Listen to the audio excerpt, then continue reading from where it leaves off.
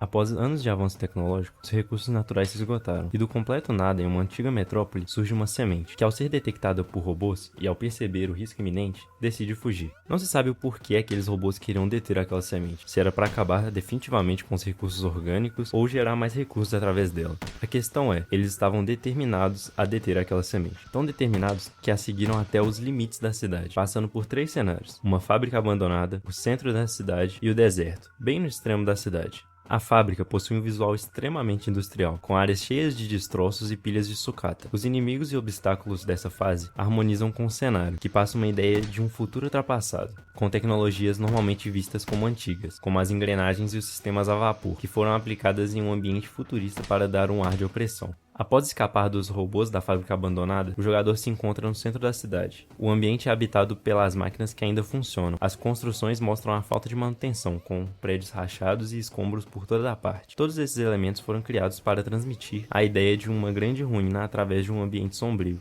E escapando do centro da cidade, o jogador chega ao deserto, um local que foi inspirado na arquitetura hostil, que é um meio de avisar futuras civilizações que aquele local é perigoso. Tanto os espinhos e os inimigos indicam isso, o que junto com a cidade ao fundo busca transmitir uma ideia de que aquele cenário é amedrontador, mas ao mesmo tempo esperançoso, que, por mostrar a cidade ao horizonte, passa a ideia de que a semente está quase fugindo. Agora, entrando um pouco na área de game design, cada fase possui um fluxograma único, garantindo que a geração dos desafios seja gradual, para que mesmo que as partidas sejam diferentes, elas sigam uma lógica que permita ao jogador se adaptar a elas. Após enfrentar todos esses desafios, passando pelos 3 cenários, a semente por fim consegue fugir dos robôs, e em um local tranquilo, ela volta a germinar, simbolizando um novo começo para a vida na Terra.